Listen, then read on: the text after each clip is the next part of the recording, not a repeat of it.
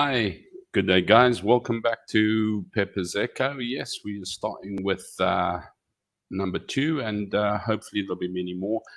I was hoping to do this one live this week, but unfortunately, I forgot to enable my live on YouTube, so I have a 24-hour waiting period. So hopefully next week, around about GMT time, should be about 1 o'clock, South African time, 2 o'clock. Asia, Cambodia, India, Laos, about 7 o'clock the evening.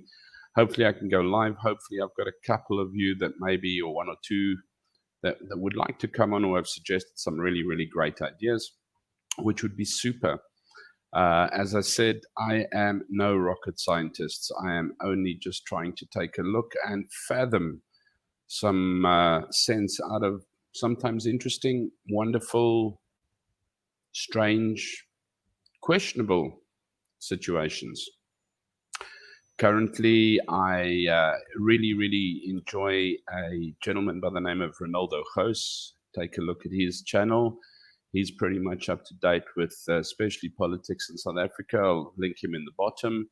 Hopefully, Ronaldo, if you're listening, one day, sometime, I'd really like you on the show to be able to pick that magical mind of yours. Also enjoy Morning Shot, Ramon Cabernac. He should be at the bottom, logged, listed there as well. Germ Warfare, also something that I would suggest you take a look at, as well as Chris Wyatt. These are the guys with the knowledge and the research and everything that should hopefully blow open a lot of explanations on the questions I place and the as I state, I'm from the outside looking in, and it's only an echo. It's not a massively masterminded destruction. It's just sometimes a shock, sometimes a horror, sometimes a wonder, and sometimes a why. But it's good to have you back with me again. And tonight, today, or on the show, I want to do two subjects. Number one, we have looked at corruption and corruption in the ANC and corruption in the government, PPE corruption. But I peeled it back all of a sudden and took a look at it and wow. I didn't actually comprehend the vastness of it, the slyness of it, until I started actually looking and reading about it. So what this show has also done for me is have me take a look at things, sometimes maybe from a different paradigm. Sometimes I might need a different perspective from you out there. So please, if you have any comments, drop them in the comments below. Smash an email. Email should be there, pprs@gmail.com. Give me your perspective. I don't always have to be right. The only thing I do ask is like and subscribe. Yeah, isn't that what every YouTuber asks? But I do ask that you are civil. Please, let's not be nasty. I respect your point of view. Respect my question. I'm happy to be open to them. But it's just I've had a couple of real shockers that, wow, I could not believe came up from the different papers and bulletins and that I read. It was quite amazing. Right, so we start off with a dead person who has been allocated a contract for PPE and paid for it too. Eastern Cape. And then secondly, I'd like to take a look at an absolute fantastic gesture, action, show of support that occurred this weekend. And that was Bikers Against Farm Murders. Kudos to you guys. Being an old biker, wow, goosebumps to me. Goosebumps. Really, that's why I'm not wearing a hat tonight. I take it off for you guys. That was so amazing. And I've looked at a couple of things, and yeah, you know what? It went beautifully. It went peacefully. The guys behaved so well. I mean, the Sons of Anarchy stayed at home and they had tens of thousands of bikers out there, and all except for the Western Cape, where the police decided to do a little bit of gung-ho, but I'll show you the video on that as well. And also, bikers, if you're a biker and you're watching, please stay tuned to the end. There's a very, very special video of thanks, and I know the people would have wanted you to see that as well, and it should make it all the worthwhile for you. But without ado, let's take a step into what we were looking at, or what I was talking about,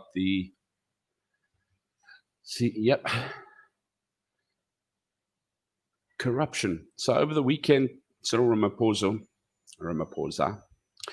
penned a letter to the ANC's members in the South African public, and he promised that the party will take steps to deal with the corruption. He said things like, we need to hide, the ANC needs to hang their heads in embarrassment. And he also said that suspect number one was the ANC. Of course, that blew up a whole lot of things. Old Zuma came up, wallowing around, pointing fingers and saying, how can you blame the poor people? And I know Ramaphosa was not blaming the poor people. I don't know how this man is stuck between a rock and a hard place, what hold they have on him, because he couldn't do anything.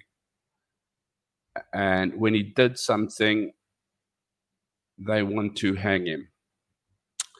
But yes, while South Africans have almost accepted the gross corruption and criminality that is part of our political landscape, the looting of COVID-19 funds clearly struck a nerve. Of course, yes. I mean, it's our life. Hospitals across the country, many healthcare professionals were forced to work without even the most basic personal protective equipment, as tenders went politically connected and the feeding frenzy continued. We're going to cover quite a lot more. This one is from Two Oceans Vibe, and I will link all the newspaper and data that I got in the links below. Now, here's a statement, and I think I state, as far as I can see, that it is from Reddy Klabi. Now, in all honesty, I don't have much time for Reddy Klabi. I really believe she's opinionated, one-sided. I really don't like the your people, my people thing there. But I have to give her credit if this is what she wrote. And it said, Sir, was it a letter to the president? How many turning points can our battered nation handle? How many new starts, and this time we are serious, does your ANC think it deserves? Whatever debt South Africans owe your party for fighting apartheid has been paid up, overpaid actually. We owe your party nothing, sir. So I don't know if this was Reddy Klabi or if it was something posted on Reddy Klabi's Twitter account or whatever, but I do believe that is true. How many times do we forgive? How many times is it a new start now? How many times do we clean that slate and say, okay, you're serious this time. We're going to stop it this time. It's going to start here. How many times do we start here and fall off, and start here and fall off? Or is that just an eye blind every now and again? You know what? Like the every time we have a election, bring out the food parcels and the t-shirts, we need votes. No, man. Really? Wow. Let's take a look. Odwa Machaya has been dead for 2 years, despite his company has been awarded a 1 million PPE contract. Sorry, despite this, a 1 million rand. Okay, close to 1 million. I think it's 992,000 if we get to it. Wow. But he's been dead for 2 years. This is a dude in the Eastern Cape. I think it's East London area somewhere, whatever. However, 2 years. An insider at the health department, I think he was a family member, but he works for government, so he didn't want to be known, says cases like this are the tip of the iceberg. Good Lord, it scares the living daylights out of me. we take a look at an East London businessman, Odwa KK Machaya, who had been dead for 2 years. Guys, 2 years. That's 365 times 2. I'm not even going to go into maths. I never did university. Okay, right. But he was the recipient of an Eastern Cape PPE tender contract valued 992,105 Rand. Here we go, paid to the dead man. His family was shocked when his name came on a list of 600 companies which were awarded contracts under the 1.2 billion COVID-19 procurement scheme. So, okay, let's be transparent. Sure, we'll show you the companies that we've paid out to who've given us PPE consignments. This one's dead. What? Yeah. This one, it won't move. Don't know why. Okay, Machaya was the sole member of 2KS Construction and Projects.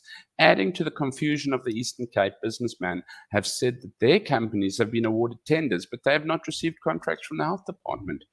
So these dudes are getting tenders, and they went, oh, you know what? What did he say?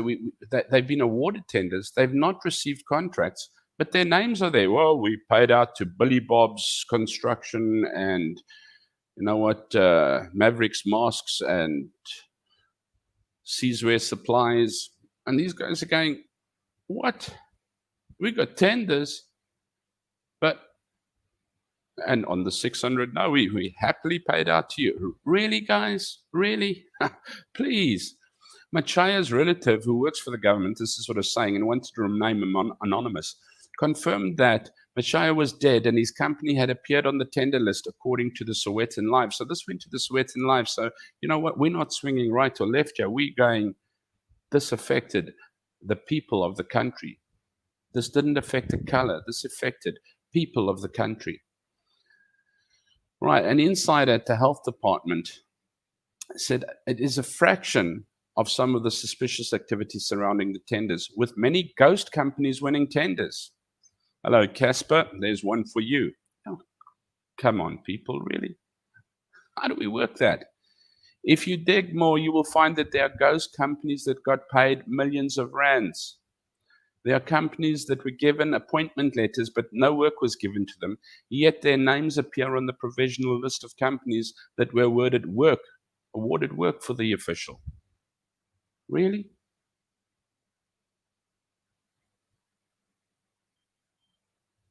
I didn't give you work, but I'm telling you I paid you. Where did that money go? Now I'm going to get this name right. Ndu Madikani of Associates Logistics JV said his company had been awarded a tender and according to the list of company had been paid 1.130 million. But that was not the case at all. My query is, where does 1.130 million go?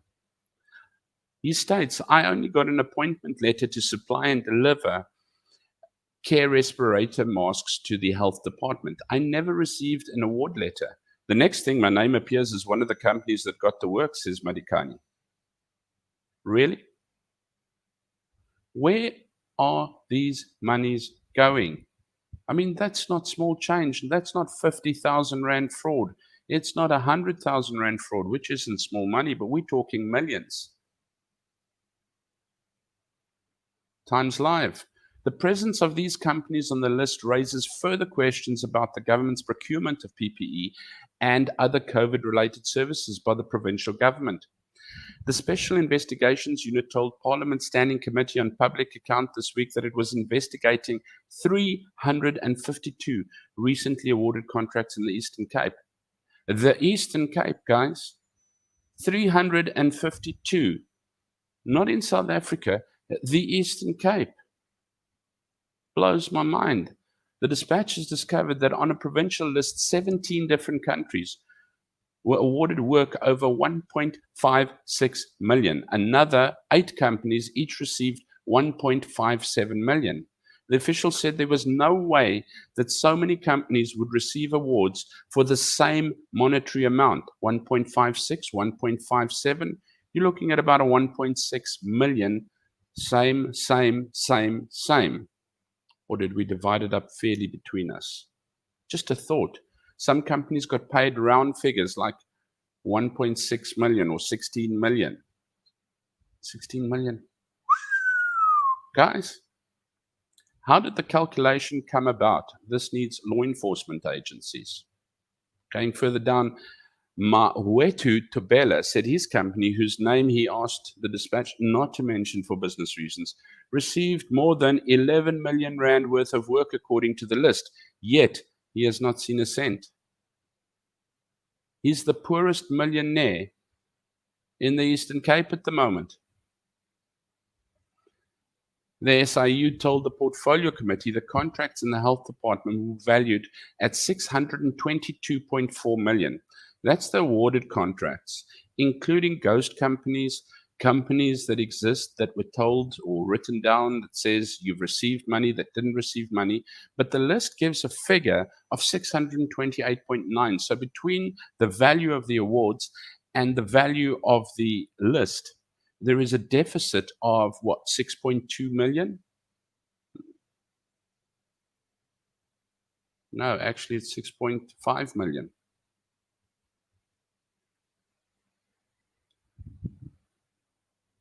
How do you do things like this? People's lives, PPE, it's medical, it's death. How do you, with a right conscience, with a clear mind, sleep at night, taking this kind of money? And Zuma, you have the nerve to say that Ramaphosa is accusing your poor people, but you fat cats, this is what you're doing. Pubs, car washes, property agents, My Broadband says, and construction companies belonging to a dead man are among the firms awarded government contracts for COVID-19 personal protective equipment, according to several reports. Good grief. I don't know why John, who owns the pub down the road, didn't put in a tender. They were awarded. Car wash, Jimmy's Car Wash, property agent.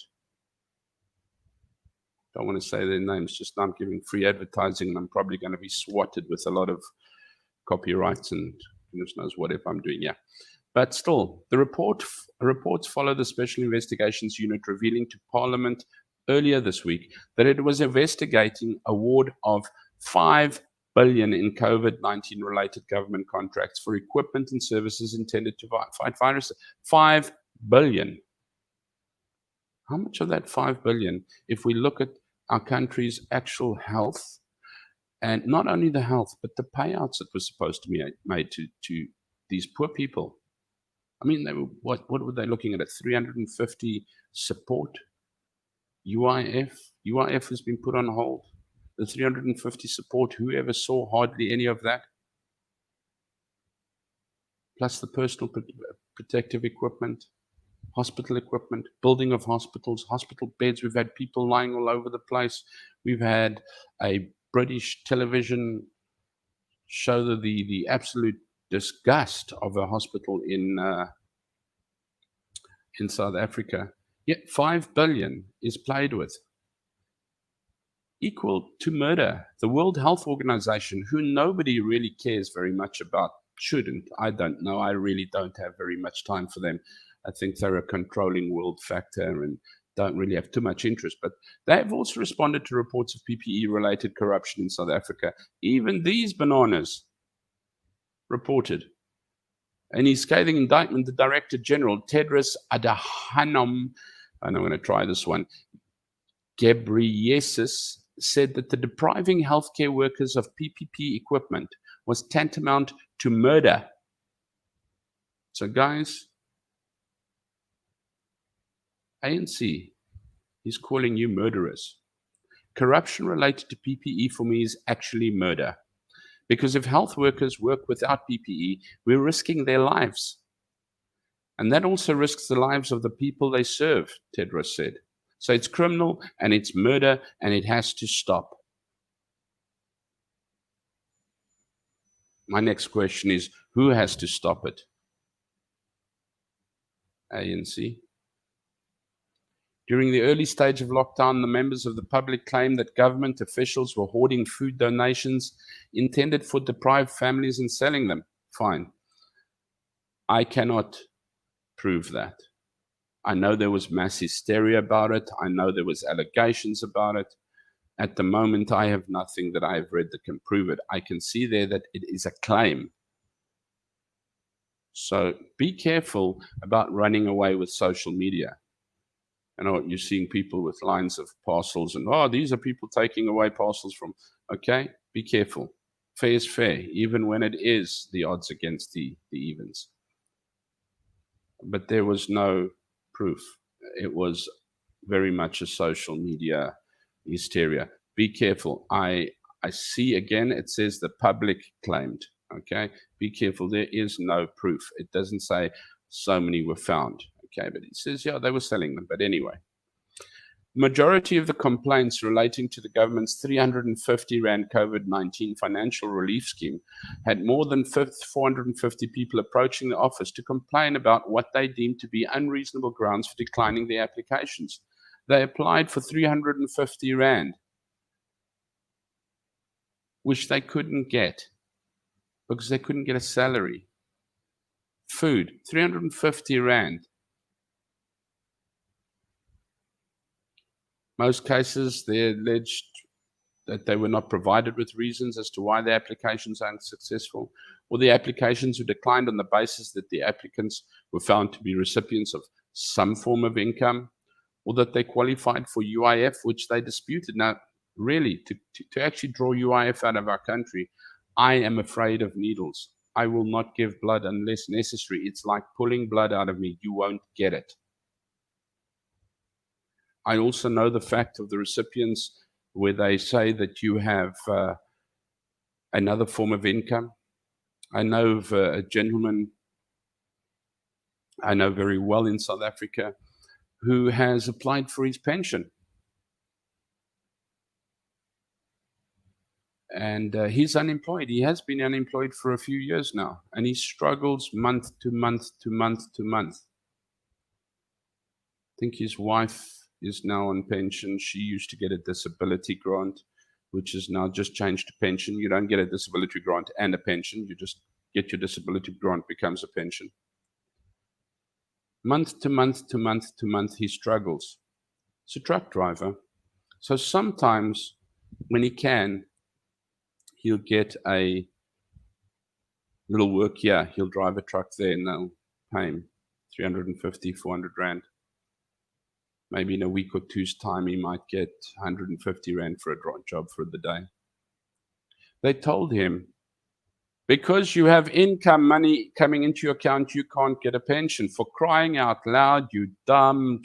Yeah, let's leave it there. News 24 says the Special Investigations Unit was investigating 239 cases worth 622.4 million in the Eastern Cape. Eastern Cape, guys, not the country, 622.4 million Rand in the Eastern Cape. Unfreaking believable. News 24 reported Wednesday the Special Investigation Unit was investigating at least 658 contracts related to the COVID-19 procurement worth around 5 billion. 658 contracts under investigation. Please, guys. WTF. The province with the most contracts under investigation, was the Eastern Cape, with 239 cases worth 622.4 million.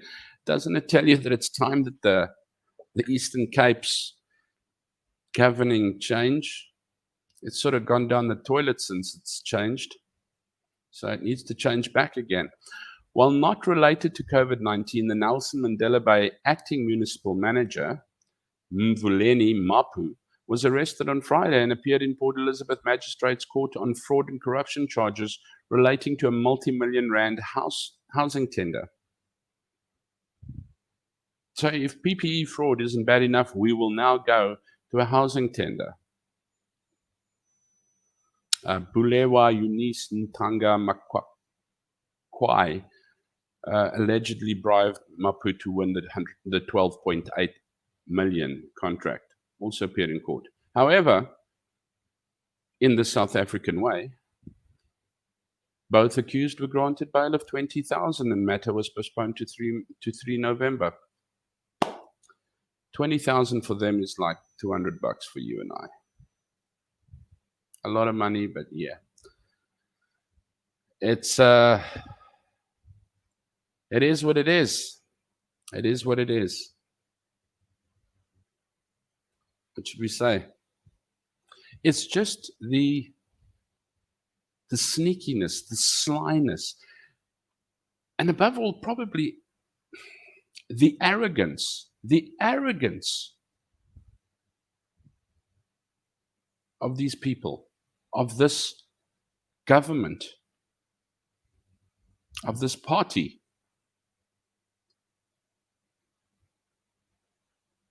To accept collateral damage in death. The World Health Organization, dude's right, you're a bunch of murderers.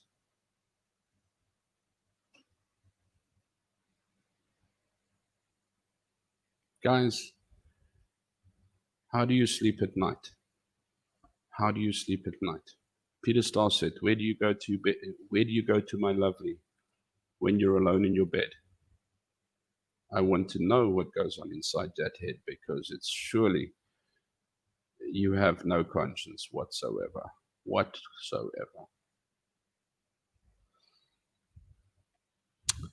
Going on to another side, and I'm hoping to have it come a little bit lighter. We have a little bit of support. There's so many farm murders, which the government denies. Once again, our trust in our leadership is denying. And you know what? I don't want to say it would be okay if it was just a murder. But these attacks and these murders do not end with a murder. It is rape. It is torture. It is trauma to old people, middle-aged people, children, babies, men, women. You go, well, it's the farmers. You know what? I grew up not on a farm, but with most of my family on a farm in South Africa. And it doesn't matter what color your farm workers are. I looked at many of my uncle, my grandpa, my other two uncles, and their workers become their crutch, become their confidant, become their motivators, become their personal life coaches, become their best friends, become their family. And it's not only the farmer that is then murdered, but their family who looks after them. Many of their farm workers would lay down, and do in this day and age, lay down their lives for their farmers. You go to your pub or to your hairdresser, or who else is a shrink that isn't a shrink? Pubs, usually the barman's usually your shrink. Hairdresser, ladies and gents, your hairdresser is usually your shrink. You talk out. A farmer has his farm workers, his farm hands. They are his shrink, his confidant, his friend, his buddy, his motivator. When he's down, they pick him up. When he is not well, they genuinely care. His heart cares for them too. They get killed as well. Or is that also collateral damage, which is acceptable? Anyway, let's get to the good part though. Oh, I don't know so good part, but yeah, if we go and take a look over and see, my screen right again. Sorry, guys. New at this. All the bikers united this weekend to go drive all over the country, and in Pretoria, go to the union buildings, and I think to Parliament in Cape Town, in support of bikers united against farm murders. Goosebumps, guys, goosebumps. Those bikers, you know that's one thing about a biker. You're a doctor, you're a lawyer, you're a petrol attendant, you're a grocery worker, you're a retailer, you're a courier, you're a mechanic, you're a welder, you're a boilermaker, you're a builder, you're a fitter, you're a turner, you're a woodworker. Doesn't matter. When you get together and you have that leather, you're a brother. Nobody pulls no rank on anybody. It's a family. And yeah, whether you're a farmer biker as well. I had one friend who was a farmer in Paris, in just outside Johannesburg. And yeah, it's a good biker. It's good to see them standing up. They do real good. And it makes my heart proud when I see a family that I've left behind in South Africa standing up like that. And where am I looking at? The Gulf Times says bikers united against farm murders and racism ride towards the union buildings in Pretoria yesterday to protest against farm murder and racism. Thousands of bikers from all over South Africa gathered around the capital city to deliver white roses and black or white crosses attached with letters written to the South African president to stop farm murders and racism. It went beautifully throughout most of the country. Went beautifully throughout most of the country. But once again, where the police stand by and watch violent protests where there's pilfering, burning, breaking, intimidation going on, they stand by on a peaceful protest, they will cause trouble. Let's take a look. Cape Town. Cape Town, my friends, Cape Town.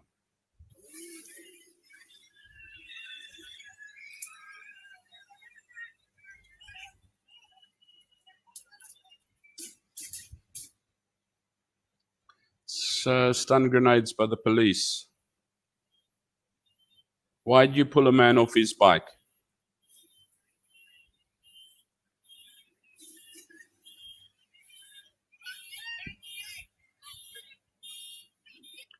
Why did that man, that policeman, why did he necessarily draw his sidearm? How violent was this situation that he needed to draw his sidearm?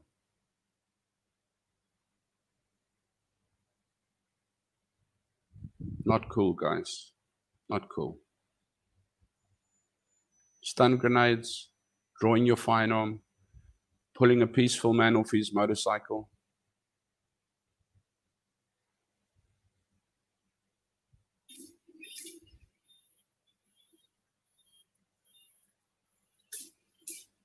Nothing's happening. There's stun grenades still being thrown.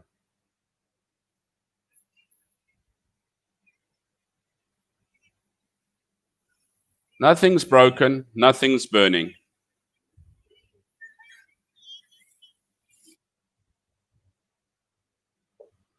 Yeah. Let's take a look. There's a couple of tweets. Now I've covered up the names of the tweets for protection of people's privacy. And obviously I don't have their permission to show their names either. But there, how many murders occurred in the last 3 years? Can't the manpower be used to hunt down the criminals and sentence them 70 years? How can you punch a guy wearing a helmet? Really, sometimes the police have no brains. And then the person next to questions, he says, only sometimes. And it's sad because the police force is necessary. I don't agree with this BLM. They want less police and no police. Police are necessary to create law and order and to maintain law and order. It's not a job scheme. Flippin' happy lucky packet day. Very clear that the police have no idea how to manage these types of protests. They have the wrong approach to this and are the instigators of violence instead of ensuring and managing a peaceful process. I shall not repeat the last sentence there, or the last few words. Hi there. Please be advised that these were farm murder protesters who arrived outside Parliament the same time we did. Okay, that's a lady from, or a person from protesting against gender violence, and goes, oh, they're the same thing happened to them. I'll show you now as well. Ooh, head boy vibes. Yeah, right. You know, we weren't doing anything. They arrived there. They weren't doing anything either. One moment, my boyfriend's riding to Cape Town to join a peaceful protest. The next, he's attacked by a cop and the news goes viral. This day is surreal. Yeah. When you're going to have a peaceful protest, and trust me, I know bikers can keep in when they are dedicated to something. They are dedicated to it. The cop attacked him first and damaged his bike by pulling him off it. Actually, the police did the clashing. Funny that the protests in the other centers were peaceful, but in Cape Town, the Cele gang or Cele gang just had to do their thing to oppress. Just a correction. This was not a GBV, gender-based violence protester. This was the farm murder protester. The gender-based protest is peaceful. So was the farm protest. Where are you coming with non-peaceful? And by the way, we're going to take a look now at what happened at the gender-based violence protest. Learn to write clear language, avoid confusion. This looks like police brutality to me. Cops are instigators, and they expect us to trust them. I don't know what Walineba Ngo right means. Is this on MSM, mainstream media? And the rest, I actually had to cover the whole remark because it was not cool. Let's take a look. Gender-based violence. Police officer grabs a protester against her gender-based violence outside Parliament on August 29. I do not see a single biker around there. I do not see her breaking or burning anything, but she's been grabbed. Demonstrators about gender-based violence and farm murders at Cape Town, at Parliament in Cape Town on Saturday ended with the arrest of 18 protesters. Witnesses said about 1,000 women gathered in Ruland Street at 11 a.m. shortly after the first anniversary of the murder of the University of Cape Town student Uyinene Mrwetyana. Sorry if I've corrected. We'd been warned that permission for the protest had been denied under lockdown regulations, but hundreds of women turned up anyway, said one protester. The police had blocked off Ruland Street,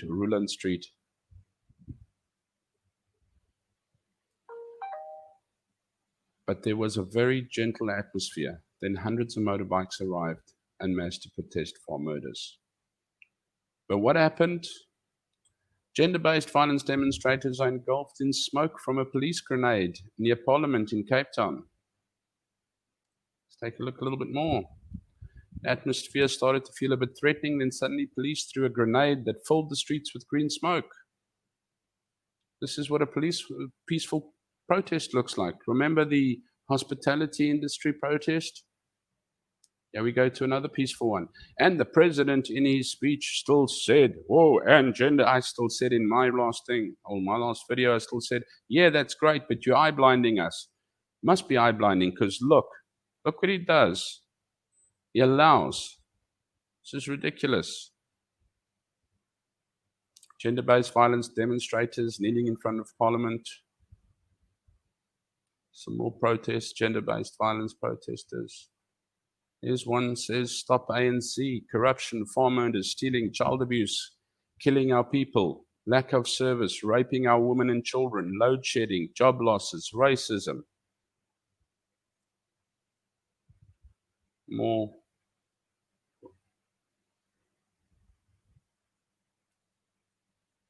soft targets, guys.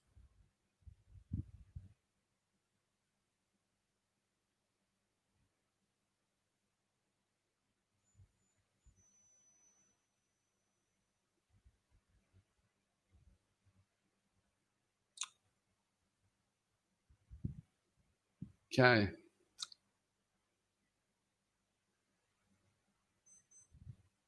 Let's take a look at what was beautiful. Let's take a look at what was beautiful this weekend. I want to take a look at what was beautiful.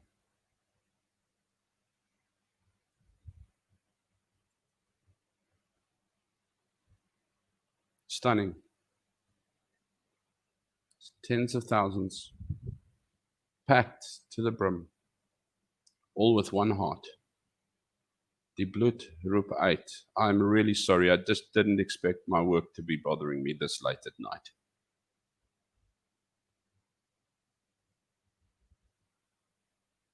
Stop farm murders. Yes. Tens of thousands of bikers jointly descended on the Union buildings in Parliament on Saturday. Union buildings in Pretoria, Parliament in Cape Town. They're pleased that the government take action to end farm murders in the country. Pretoria, tens of thousands of bikers jointly descended on the Union buildings in Parliament on Saturday. They're pleased that the government take action to end farm murders in the country. It's about time you intervene. People are losing their lives. No matter, black, white, Indian, colored, it's all farmers, say Bikers Against Farm Murders. Dimpil Narisi. Where is he? There he is. I think it was him. Not too sure if it was him or not.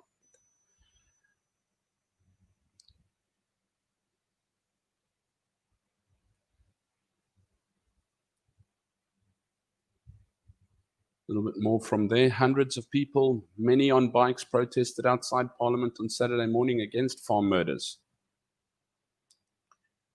Sihle Nkobise, who goes by the name of Big Daddy Liberty. Now, Big Daddy Liberty has a super YouTube channel, and I suggest you go over there and listen to the man. He's got some real good stuff to say and to talk about.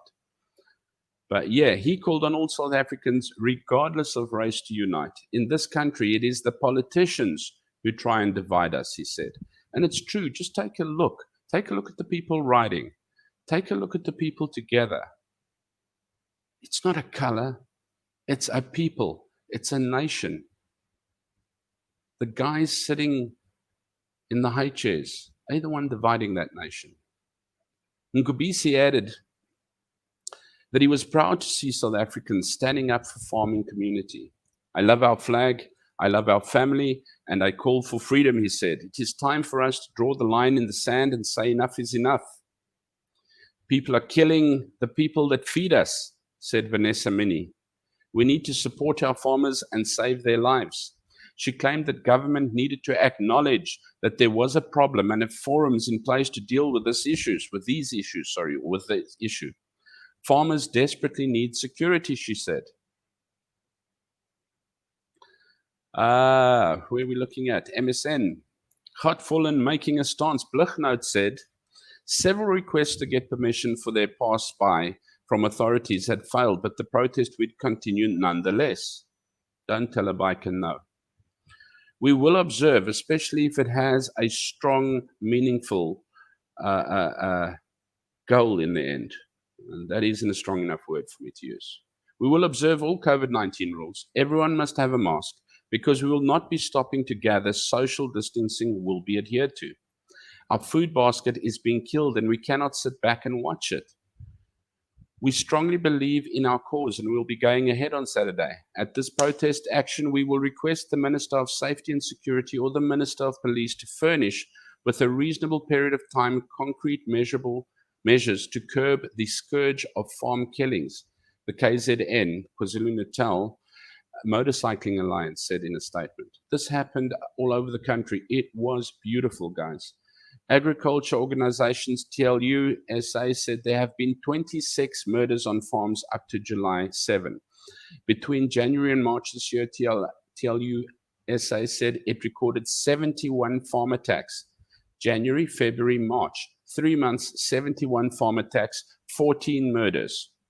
Since then, it adds violent crimes started increasing to levels on par with those before the lockdown. In April and June, there were 68 and 12 murders. 68 attacks and 12 murders. I don't know if we want to add up 26 murders plus, was it 14, 26, 36, 40, 52. It's ridiculous, guys. What number is acceptable?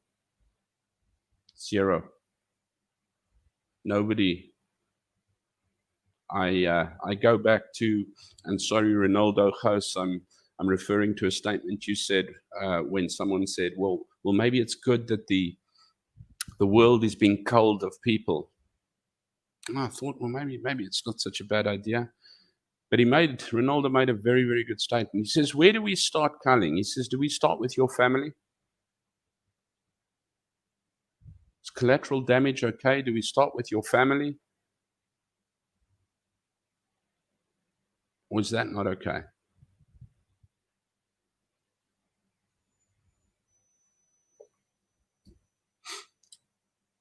Little flag there to remember what we're actually doing here. Take a little look here at what it's all about. And some of the beautiful sights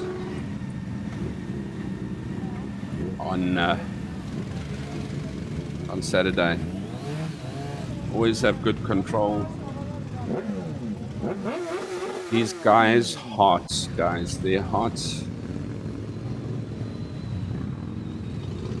the cause for it. They love their bikes, but they love their country, they love their people.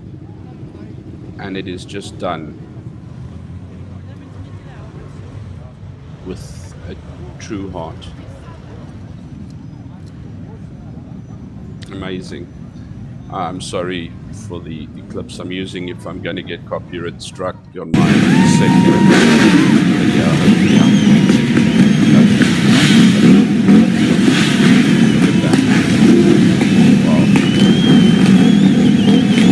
Love the sound, Whoa, 100 flies, goosebumps, yeah, look at that, go guys, rock, beautiful, in the rain, in the cold, on a bike, for the country, for our farmers, for our nation. Enough is enough. Oh man. They came in their thousands, responding to the rallying call. Okay, E-News, thank you very much. I did a very, very small Their clip message there. to government. Please, it's about time you intervene. People are losing their lives, no matter black, white, Indian, colored. Slap me with it's for all copyright. farmers. What is happening about the farmers are killing like rats. And now, what amazing is our government doesn't say anything about it. If we can think and think deep, how are we going to survive without food in this country? By killing the farmers, we're killing the nation. I personally don't believe that it's a racial issue. I think it's a soft target as a result of our social economic problem we have in this country. Well, there's different opinions. As I said, I'm from the outside looking in, guys, from the outside looking in. And just to finish off lastly, before I say goodbye, for the bikers, I promised you a very special video at the end. This is the appreciation that you have received. Daar sê, goeiemôre. Dis Reon van Tonder. En sy Jakobuitjie vanoggend hier. Ons is in die Marken omgewing. Ons sien onsself as trotse boere. As mense van die omgewing. Ons wil boer wees. Ons wil ons lewe lank hier bly. Ons wil hier doodgaan. Maar vanmôre is ons nie net trotse boere nie, ons is super trotse boere. Gister het daar soveel mense vir ons gesê ons is belangrik. Soveel mense vir ons gewys, hulle is lief vir ons. Mense, julle weet nie wat dit vir ons beteken nie. Ek wens ek was in staat om elke biker my arm om sy skouers te sit, om teen my bors vas te druk, om vir hom dankie te sê. Dankie dat julle vir ons omgee. Ons voel nie meer alleen nie. Ons voel sommer dapper vanmôre. Ons voel sommer weer lus om aan te gaan. Julle het gewys ons kan saam staan. Ek het moed vir die toekoms. Met sulke dinge, dit gee vir my verskriklik moed. Ek kan net sê dankie en ek wil vir u vra, ek kan nie by elke biker uitkom nie. Maar as julle vir my hierdie video na elke biker kan stuur en vir hulle sê dankie, ons is trots op julle. Julle is, soos die mense graag sê, julle is eisters. Julle is werklik waar eisters. Dit was vreedsaam. Die polisie het probeer rondneek, ja, soos ons dit kon verwag. Daar's niks gebrand nie, niks geplunder nie. Magtig man, ons is trots op julle. Ons wil net weer 'n keer sê dankie, baie dankie. Nee, Jacoba. Ja. Yes, that's a heartwarming one. That's a farmer showing his appreciation and his thanks for what you guys did. My belief is that the people are still strong enough. That what the people want is peace and to go ahead. The people don't want an ANC government anymore. They don't want fingers in the cookie jar anymore. They're looking for leaders, not losers. I'm proud of what has happened on Saturday, what has happened on Saturday. I'm ashamed at the first half of this video. Guys, yeah, let's get up that little sign. Please like and subscribe down here. Email me with suggestions if you'd like to come on or things to that effect. Maybe a little bit of criticism. I know the back wall is terrible. I am awaiting a green screen so I can at least get some kind of background. So I'm looking a little bit less gray and fall. But yes, I thank you all for watching. I really thank you for taking the time. I thank you for taking the time for the like. I take the time for the subscribe. And I ask you to be with these people, to look after them and look after each other. It's a home that isn't as appreciated when you're there, and it's being taken away by the few because the many, I believe, want peace, harmony, happiness, prosperity. From me, Andre, aka Pepper, take care, look after yourself, be good, and if you can't be good, at least be kind. Take care. Cheers.